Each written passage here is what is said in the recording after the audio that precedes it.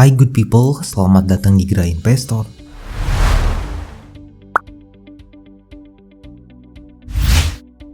Apa kabar kamu semua? Semoga sehat selalu, rezeki lancar, dan tetap semangat. Pernah nggak sih kalian merasa khawatir yang berlebihan sebab kalian sudah menyimpan uang lewat pemasukan aktif, tapi itu tidak membuat harta menjadi berkembang? Justru malah membuat makin lama malah makin berkurang. Ada yang habis karena kebutuhan sehari-hari sebab harga bahan pokok yang semakin lama semakin mahal. Tapi kalian sekarang gak perlu khawatir lagi deh. Sebab Gerak Investor akan membagikan beberapa cara yang dapat digunakan untuk menjadikan pemasukan aktif sebagai sarana penambah uang. Sehingga kita dapat mengelola dana tersebut menjadi pemasukan pasif. Ngerti gak maksudnya? Gini nih, saya jelaskan sekilas ya. Jadi ceritanya, kita bekerja untuk mendapatkan penghasilan dari hasil kerja kita itu.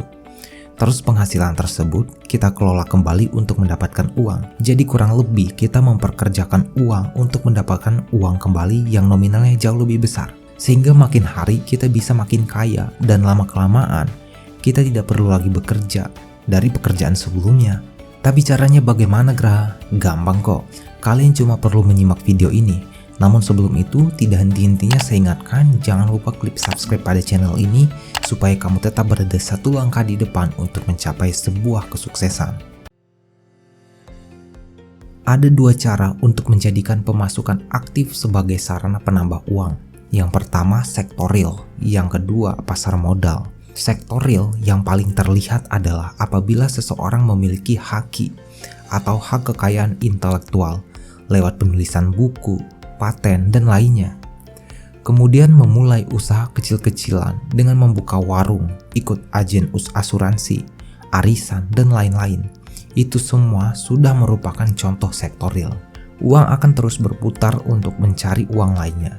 Jika sektor real membutuhkan tenaga yang lebih dalam menjalankannya, maka pasar modal tidak begitu membutuhkan tenaga besar, seperti sektor real. Tapi bagaimana cara mencari uang di pasar modal dan juga sektor real? Ada beberapa cara yang dapat diikuti. Mari kita bahas bersama-sama. Yang pertama, itu bisa dari saham. Saham adalah sebagian kecil dari seluruh nilai aset dari suatu perusahaan. Mulailah berinvestasi saham sedini mungkin, karena saham memiliki nilai yang berubah-ubah setiap harinya. Seorang investor berinvestasi pada saham selama 5 hingga 10 tahun agar keuntungannya bisa maksimal. Tapi sebelum bisa memiliki saham, buka rekening saham melalui sekuritas atau broker terlebih dahulu. Siapkan pula alokasi dana untuk disetor atau dibelikan saham setiap bulannya. Jika kita memakai strategi dollar cost averaging atau DCA, ingat, dalam investasi saham, belilah saham dari perusahaan yang memiliki rekam jejak dan manajemen yang bagus serta rutin membagikan dividen atau keuntungan kepada para investornya. Yang kedua, bisa dari reksadana. Reksadana merupakan produk turunan dari instrumen investasi. Berbeda dengan saham yang kita sebagai pemilik yang mengendalikannya. Kalau reksadana dikendalikan oleh manajer investasi yang akan membantu kita dalam mengelola dana yang kita investasikan. Kini reksadana dapat dibeli melalui bank, lokal pasar, sekuritas, maupun ke manajer investasi langsung. Dalam berinvestasi di reksadana, perhatikan lembar fakta pendanaan atau fund fact sheet dan prospektus yang dimiliki oleh setiap reksadana. Jangan lupa juga untuk memperhatikan tren reksadana di masa lampau. Hal ini dilakukan untuk memperkirakan performanya di masa depan. Reksadana sendiri memang tidak perlu memakan waktu banyak seperti investor yang akan menganalisis banyak hal. Kita hanya perlu menyesuaikan dengan profil resiko masing-masing, sehingga kita bisa memilih untuk berinvestasi di reksadana. Ada 4 jenis reksadana. Ada reksadana pasar uang, reksadana obligasi, reksadana indeks, dan juga reksadana saham. Yang ketiga, dari trading. Trading yang memiliki berbagai macam jenis seperti saham, option, ETF atau exchange trade fund, dan CFD atau contract for difference. Namun, trading yang cukup terkenal di Indonesia adalah trading forex atau jual beli valuta asing yang uangnya tidak pernah kita sentuh. Trading forex menjadi salah satu hal yang sering dianggap menyebabkan kerugian, padahal bukan forexnya yang bermasalah, tetapi trader yang salah perhitungan. Hal ini dikarenakan trading tidak dapat dimulai dengan modal yang kecil, sehingga langkah-langkah trader awal seringkali meleset. Yang keempat, bisa dari bisnis. Ketika berbisnis, lakukanlah bisnis yang membuat bisnis tersebut dapat dijual kembali. Bila kita memiliki bisnis yang menghasilkan, maka sempurnakanlah bisnis tersebut dengan sistem yang baik. Mengapa?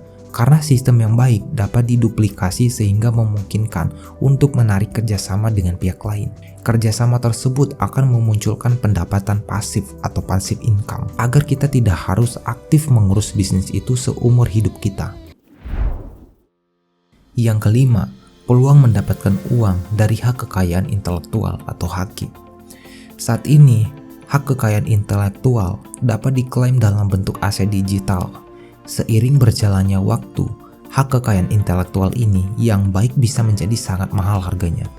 Contoh-contoh paling umum dari hak kekayaan intelektual adalah seperti menulis buku, menciptakan lagu, membuat tokoh karakter, dan beberapa pekerjaan seni lainnya. Hak kekayaan intelektual sangat menarik karena tidak hanya meningkatkan aset dan pendapatan seseorang saja, namun juga meningkatkan ketenaran dan status sosial. Untuk memiliki hak kekayaan intelektual, mulailah dengan menekuni hal yang disukai atau hobi kita serta membagikannya di media sosial untuk mempermudah mendapatkan aset digital. Yang keenam, dari investasi surat hutang atau obligasi. Pada instrumen obligasi, pihak yang berhutang wajib melakukan pembayaran hutang pokoknya beserta bunganya. Harga obligasi bisa saja naik dan turun, akan tetapi tidak sebanyak saham. Mekanisme perubahan harga obligasi dipengaruhi oleh laju bunga obligasi dan suku bunga acuan. Jika kita melakukan investasi pada obligasi, pendapatan kita akan tetap bertambah melalui bunga yang dibayarkan. Obligasi dibagi menjadi dua, yakni obligasi pemerintah dan obligasi swasta. Perlu diperhatikan, apabila ingin berinvestasi obligasi, maka perhatikan nilai dari perusahaannya. Semakin buruk nilai suatu perusahaan, maka bunga yang diberikan bisa saja lebih tinggi, tetapi potensi gagal bayar juga semakin tinggi. Selain berinvestasi pada sektor real, melalui hak kekayaan intelektual atau berbisnis dan berinvestasi pada saham serta obligasi, ada cara lain yang dilakukan beberapa orang untuk mendapatkan pemasukan pasif, yakni dengan menyewakan properti. Nilai dari properti pada dasarnya selalu naik dari waktu ke waktu, sehingga berinvestasi pada penyewaan properti cukup menjanjikan. Karena investasi pada properti harus produktif memberikan arus uang tanpa kehilangan asetnya, maka penyewaannya pun menjadi jawabannya. Perhatikan persentase hasil sewa pada setiap properti, karena setiap properti memiliki persentase hasil sewa yang berbeda-beda. Contohnya, seperti tanah kosong yang hanya memiliki 0,5 hingga 3% hasil sewa. Lain lagi dengan rumah sewa yang angkanya lebih besar dibandingkan tanah kosong saja, yang dimana rumah sewa dapat memiliki persentase profit 3-5% hasil sewa. Nah, setelah mengetahui cara-cara apa saja yang dapat dilakukan untuk mendapatkan pemasukan pasif, kini mari kita berbicara mengenai kiat mengatur keuangan secara mudah. Ada 3 prinsip untuk menjadi kaya. Yang pertama, pengeluaran lebih sedikit dari pendapatan. 2. Investasikan selisih antara pendapatan dan pengeluaran. 3. Bunga hasil investasi diinvestasikan kembali sehingga menjadi pendapatan pasif. Alokasikanlah seluruh selisih dari pengeluaran bulanan untuk berinvestasi. Nominal investasi memang tidak melihat besar kecilnya uang. Karena semakin kecil nilai investasi, maka semakin sering dan disiplin untuk terus berinvestasi. Bila bingung harus memulai berinvestasi dari mana, mulailah dengan tujuan investasi kamu dulu. Apakah untuk membeli rumah, pensiun, dan pendidikan? Misalnya untuk tujuan pensiun atau jangka panjang, maka reksadana saham bisa menjadi salah satu pilihan yang dibeli secara berkala setiap bulannya. Jangan takut dengan penurunan, karena akan disimpan dalam waktu yang lama. Pelajari pula seluruh instrumen investasi agar dapat mengaplikasikannya di kemudian hari yang sesuai dengan profil resiko individu masing-masing. Tapi ingat, bila investasi yang menguntungkan, amankan keuntungan di tempat lain yang lebih aman.